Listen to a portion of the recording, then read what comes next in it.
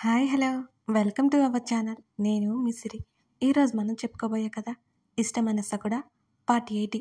ఇక ఆలస్యం చేయకుండా కథలోకి వెళ్దాం. అంతకంటే ముందు మీరు లైక్ చేయడం మర్చిపోకండి. ధరణి మళ్ళీ చూపులు తిప్పేసుకుంది. తినబుద్ధి కాలేదు రేవతికి.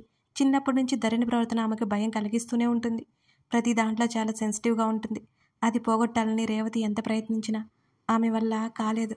2 రోజుల తర్వాత రాత్రి ఎప్పుడో ఇంటికొచ్చాడు గగన్. అతని ఇంట్లోకి వచ్చేసరికి ఇల్లంతా నిశ్శబ్దంగా ఉంది. అలా సోఫాలో వాళ్ళు కాసేపు కూర్చున్నాడు.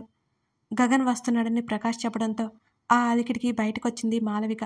వెనక్కి వాలి కళ్ళు మూసుకుని కూర్చున్న కొడుకుని చూసి ఆమె దగ్గరికి వచ్చింది. గగన్ తల్లి స్పర్శ తల మీద పడగానే అతను కళ్ళు తెరిచి చూశాడు. భోజనం పెడతాన్రా అన్నది. ఆకలేదు మామ్ అంటూ అతను లేవబోతుంటే కూర్చో 2 minutes భుజం మీద చేయి వేసి వారించి చెప్పి కిచెన్లోకి వెళ్ళిపోయింది మాలవిక. ఫ్రూట్ సలాడ్ తీసుకొచ్చింది అతనికి. అతను వద్దంటున్న బలవంతంగా ఆమె తినిపించింది. ఏమైనా ఉంటే రేపు మాట్లాడుకుందాం, ఫ్రెష్ అయ్యి రెస్ట్ తీసుకో అని రెస్ట్లెస్గా కనిపిస్తున్న కొడుకుని చూస్తూ చెప్పింది మాలవిక. అతను లేచి మెట్ల వైపుకు నడిచాడు. అతని గది ఎదురుగా ఉన్న ధరణి రూమ్ కనిపించింది. అప్రయత్నంగా అతని అడుగులు ఆ గది వైపుకి పడ్డాయి.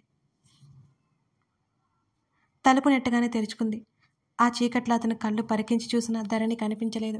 ఆమె లేదని చీకటిగా నిశ్శబ్దంగా ఉన్న ఆ గది చెప్పింది. అతను తన గదిలోకి వచ్చి తలుపు తెరిచాడు. టీషర్ట్ తీసి పక్కన పడేస్తూ అప్రయత్నంగా చుట్టూ గమనించగా చల్లటి గాలి తాకింది అతన్ని. ఏసీ చల్లదనం ఆ గది అంతా వ్యాపించి ఉంది. అతని కళ్ళు మంచం వైపుకు మళ్ళాయి. ఒకవైపుకు తిరిగి ముడుచుకొని పడుకుని నడుం వరకు దుప్పటి కప్పుకొని ఉంది ధరణి. ఆమెనక్కడ అతను ఊహించలేదు అసలు. క్షణకాలం పాటు చకితుడయ్యాడు. ఆమె దగ్గరికి వెళ్ళబోయేవాడల్లా ఆగి స్నానాల గది వైపుకి బయలుదేరాడు గగన్. అవతల అతను బయటికి రావడం అలికిడి కాస్త కదిలి ఇటువైపుకు తిరిగి పడుకుంది ధరణి. ఆకుపచ్చ కలర్ డిమ్ లైట్ వెలుతురు ఆ గదిలో సన్నగా పరుచుకుంది.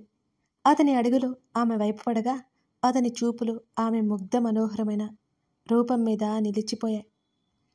ఆమె పక్కన చేరి మోచేతిని ఆసరాగా చేసుకుని ఒకవైపు వాలి పడుకుని ఆమెనే చూస్తున్నాడు గగన్. ఆమె గాఢ నిద్రలో ఉన్నట్టు ఆమె హృదయం భారంగా కదులుతోంది. ఆమెకు నిద్రాభంగం కలిగించకుండా నెమ్మదిగా ఆమె చుట్టూ చేవేసి దగ్గరికి జరిగి ఆమె చేతితో బిగించి పట్టుకుని గుండెల వరకు లాక్కున్న దుప్పటిని తీసి ఆమె చేతిలో దూరంగా పెట్టి ఆమె హృదయంలో తలదాచుకున్నాడు. కాస్త కదిలింది ధరణి. ఆమెను మరింతగా చుట్టేసి కళ్ళు మూసుకున్నాడు. ఆమె చేతిని తన చుట్టూ వేయించుకున్నాడు అతను. కాసేపటికి మెలకువ వచ్చింది ధరణికి.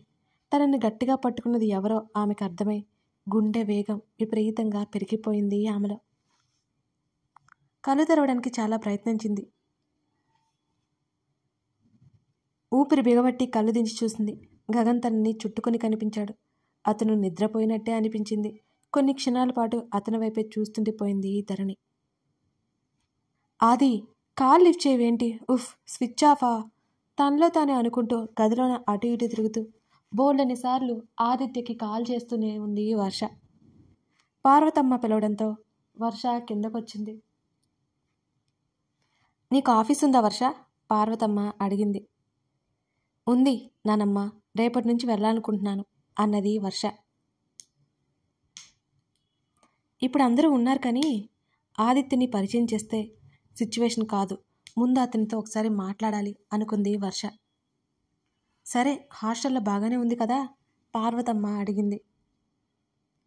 ఏమో తనకేం తెలుసు, తను అసలు ఉంటే కదా అని మనసులో అనుకుని నానమ్మ బాగుంది బాగుంది నానమ్మ అంది. అక్కడే ఉంటే పార్వతమ్మ ఏ ప్రశ్నలు అడుగుతుందో అని నెమ్మదిగా అక్కడి నుంచి తప్పించుకొని గదిలోకి వెళ్ళిపోయింది వర్ష. పొద్దున్నే గగన్ నిద్రలేచేసరికి ధరణి కనిపించలేదు. అతను ఫ్రెష్ అవ్వకుండానే బయటకు వచ్చాడు. కింద మాటలు వినబడుతుంటే రైలింగ్ దగ్గర నిలబడి చూశాడు గగన్. తన కుటుంబ సభ్యులంతా హాల్లోనే ఉన్నారు. ఇవాళ బయలుదేరదామా ధరణి అని అడిగింది రేవతి. అప్పటికే చేతి రింగ్నే చూస్తూ దాన్నే తిప్పుతూ తల్లి మాటలు వినిపించుకున్నట్టే ఉంది ధరణి. నీకే చెప్తున్నాను చెవుడా? ఎప్పుడూ లేనంత రేవతి అరిచింది. రేవతి, ఇలాగైనా మాట్లాడేది? భార్యని కోప్పడ్డాడు ప్రతాప్. మీరైనా చెప్పండి దానికి. ఆడ ఓ పక్కన మౌనంగా కూర్చుని ఉండిపోయింది రేవతి. అమ్మ అడుగుతుంది కదా ధరణి, ప్రతాప్ అడిగాడు చాలా సున్నితంగా. తనేం మాట్లాడడానికి హక్కు లేదన్నట్టు మాలవిక మౌనంగా ఉంది. నేను రాను డాడీ. ధరణి మాటలకు మాలవిక ముఖంలో ఒక రిలీఫ్నెస్ అప్పటికే వచ్చింది. పార్వతమ్ముడు కూడా ధరణి వైపు ఆశ్చర్యంగా చూస్తుంది. ఎందుకు రావే? ఇక్కడ ఏం చేస్తావు? రేవతి ఒక్కసారిగా కస్సుమంది కూతురు మీద. నేను ఇక్కడే ఉంటాను అన్నది ధరణి స్థిరంగా. ఆమె అన్ని మాట్లాడుతున్నా ఆమె ఎవరి వైపు చూడలేదు కూడా. అంత నిర్మోహమాటంగా సమాధానం ఇప్పుడే చెబుతున్నట్టు చూస్తున్నారు అంతా ధరణి వైపు. ఏం చేస్తావు ఇక్కడ? రేవతి సీరియస్ అయింది ధరణి మీద. వెంటనే తల్లి వైపు చూస్తూ, నా మీద ఎందుకు అరుస్తున్నావు నువ్వు? ఒకప్పుడు ఉండను అంటే ఉండమని గొడవ చేశావు. ఇప్పుడేమో ఉంటాను అంటే వద్దని రమ్మన్నావు. ఇక నా ఇష్టం ఎక్కడుంది? నేను రాను అని చెప్తున్నా, వినిపించుకోవేంటి? ఆమె కోపంగా చెప్పలేదు, చాలా మామూలుగా చెప్పింది తన తల్లితో. కూతురి ప్రవర్తన రేవతికి అనుమానం తెప్పిస్తుంది, భయం వేస్తోంది. రేవతి ధరణి దగ్గరికి వచ్చింది. అదే ఎందుకు రావు అని అడిగింది రేవతి. నా పెళ్ళైపోయింది ఆల్రెడీ, ఇక్కడే కదా ఉండాలి నేను. తల్లి మీద నుంచి చూపులు పక్కకి తిప్పుకుంటూ చెప్పింది ధరణి. కలగాని కన్నావా? రేవతి ధరణిని సూటిగా చూస్తూ అడిగింది. లేదు అంది ధరణి.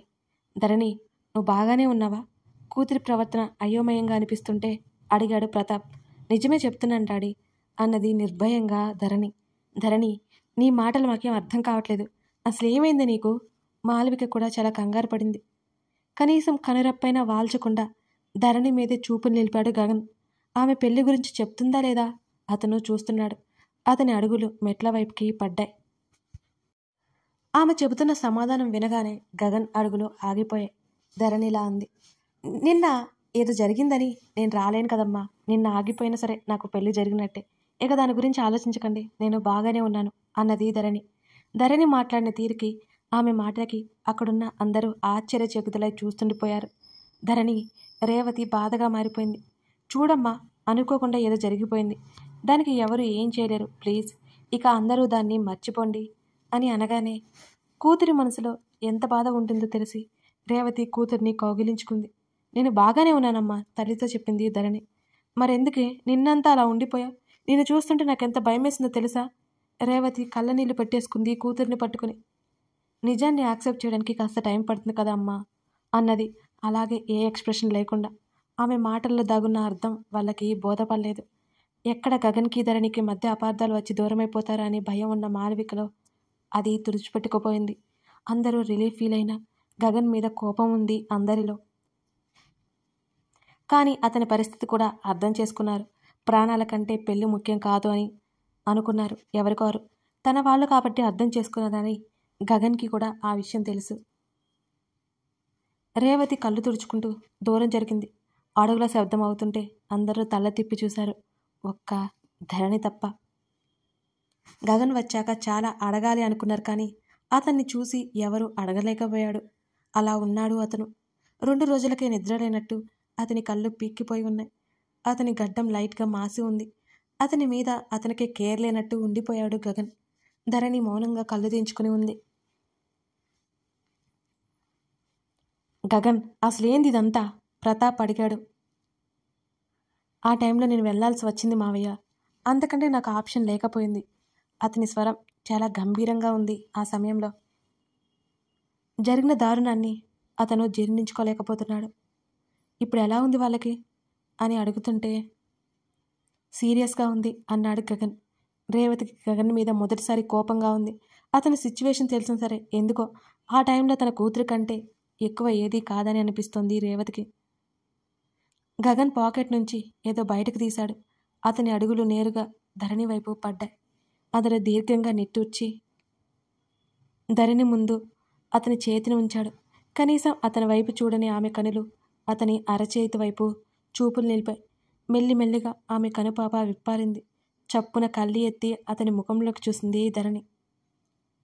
ఇద్దరికి కొన్ని క్షణాల పాటు అలా కళ్ళు కలుసుకున్నాయి. ఆమె కనులు మెల్లిగా వాలిపోతుంటే గగన్, మాలవిక వారింపుగా పిలిచింది. అతను ఏం చేయబోతున్నాడో అర్థమవుతుంటే పార్వతమ్మ కూడా గగన్ని చూసి కంగారు పడింది. మీ అందరి కోసం ఇదంతా అంటూ అతని చేతిలో ఉన్న మంగళసూత్రాలు చూపించగానే అందరూ నిశ్చేష్టులయ్యారు. అతను చేస్తున్న పనికి వర్ష అక్కడికి వచ్చింది. గగన్ నిర్ణయాన్ని చూసి ఆమె కూడా షాక్ అయిపోయింది. అంతలోనే ఏదో ఆలోచన వచ్చినట్టుగా ఆమె మొబైల్ బయటకు తీసింది. కెమెరా ఆన్ చేసింది వర్ష. గగన్, అది కాదు, నేను చెప్పేది విను. రేవతి గగన్ దగ్గరికి వచ్చి కంగారుగా చెప్పింది. చెప్పాను కదా, కేవలం మీకోసం మాత్రమే, ఇక ఎవరూ కాదనొద్దు. అతను ధరణి వైపు చూశాడు. ఆమె ఒక అడుగు ముందుకేసింది. అందరూ అదే ఆశ్చర్యంతో చూస్తుండగానే ఆమె మెడలో మంగళసూత్రాలు అతను కట్టేశాడు. వర్ష పెదవుల మీద చిరునవ్వు వచ్చేసింది. చక్కగా వీడియో ఫొటోస్ తీయడం మొదలుపెట్టింది వర్ష. నా సిచ్యువేషన్ అర్థం చేసుకున్న మీ అందరికీ చాలా చాలా థ్యాంక్స్. ఆ మాటల్లో ఏదో గంభీరత అలాగే ఉండిపోయింది. అతని చేయి ధరణి భుజం చుట్టూ చేరింది. ఇంకా అందరూ అదే ఆశ్చర్యంలోనే ఉన్నారు గగన్ చేసిన పనికి. ఉలిక్కిపడి లేచిన పార్వతమ్మ చేయి తగిలి టీవీ రిమోట్ ఆన్ అయిపోయింది. పెద్ద సౌండ్ రాగానే అందరూ ఆ షాక్ నుంచి తేరుకొని టీవీ వైపు తల్ల తిప్పారు. బ్రేకింగ్ న్యూస్ అంటూ పెద్ద పెద్ద హెడ్లైన్స్తో ఆదిత్య హాస్పిటల్స్ యజమాని జయరాం గారి కారుకి యాక్సిడెంట్ జరిగింది.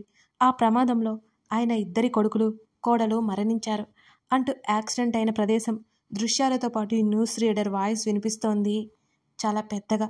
వర్ష చేతిలో ఉన్న మొబైల్ నేల మీదకి జారింది. అందరూ ఒక రకమైన షాక్లో ఉండిపోయారు. వదినా, ఏమైంది? రేవతి అడుగుతుంటే గగన్ ఫ్రెండ్ హర్ష, మాలవిక తడబడుతున్న గొంతుతో చెప్పింది ఆ న్యూస్ చూస్తూనే. తల తిప్పి చూసిన వారికి గగన్ బయటికి వెళ్తూ కనిపించాడు. ఆ న్యూస్ చూడగానే అందరూ విభ్రాంతి చెందారు. ధరణి అలాగే సోఫాలో కుప్ప కూలిపోయింది. ఆమెకి కాళ్ళు చేతులు ఆడట్లేదు అసలు.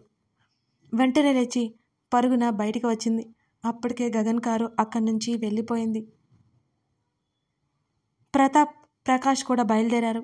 మాలవికకైతే ఏడుపు ఆగట్లేదు. హర్ష అంటే ఆమెకు తెలియకుండా లేడు. Gagan best friend. వదిన, అసలు ఎవరు వాళ్ళు? ఒకవైపు ఓదారుస్తూనే అడిగింది రేవతి. వీళ్ళ పెళ్ళికి కూడా వచ్చారు రేవతి. నీకు పరిచయం కూడా చేశాను కదా, మర్చిపోయాను వాళ్ళ సంగతి. వాళ్ళ అబ్బాయి గగన్ బెస్ట్ ఫ్రెండ్. రేవతి ఆవేదనగా చెప్తుంది. ధరణి శరీరం వణికిపోతుంది. ఆమె బయట నుంచి లోపలికి వస్తుండగా నేల మీద స్పృహ లేకుండా పడి ఉన్న వర్షని చూసి అమ్మా అని ధరణి గట్టిగా కేక పెట్టింది. ఏమైందో అని హడావుడిగా ధరణి వైపు రాగానే అక్కడ వర్షని చూస్తే మరి కాస్త కంగారు పుట్టింది వాళ్ళందరికీ. వదిన, డాక్టర్ని పిలిపించు, రేవతి మాలవికతో చెప్పి గబాలన వర్ష దగ్గరికి వచ్చింది. ధరణి రేవతి వర్షను పైకి లేవదీసి గదిలోకి తీసుకొచ్చి బెడ్ మీద పడుకోబెట్టారు. వర్ష శరీరం అంతా చిరుచెమటలు పట్టి చల్లగా అయిపోయింది ఆమె దేహం. ఆమె టెంపరేచర్ లో అవుతుంటే అక్కడ ఉన్న అందరికీ భయం పట్టుకుంది, ముఖ్యంగా పార్వతమ్మకి. మాలా, వీళ్ళ అమ్మ నాన్నకి ఫోన్ చేయవే. వర్ష పక్కనే కూర్చుని వర్ష చేతులు పట్టుకుని కంగారుగా అంది పార్వతమ్మ. వాళ్ళ అమ్మ వాళ్ళు వెళ్ళింది నిన్నే కదా, ముందు అసలు ఏమైందో డాక్టర్ని రానివ్వు అన్నది మాలవిక. డాక్టర్ రానే వచ్చింది. వర్షని చెక్ చేసింది. అసలు ఏమైంది డాక్టర్ అని అడిగింది. మేమందరం మాట్లాడుకుంటుండగానే సడన్గా పడిపోయింది, ఏమైందో తెలియదు అని ధరణి చెప్పింది.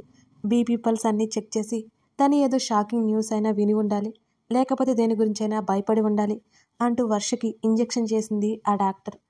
టీవీలో వచ్చిన న్యూస్ వల్ల వర్ష ఇలా అయిపోయిందేమో అనిపించింది వాళ్ళకి. కానీ వాళ్ళు ఎవరో కూడా వర్షకు తెలియదు. అంత షాక్ అవ్వాల్సిన అవసరం ఏంటి? అందరూ ఆలోచిస్తున్నారు.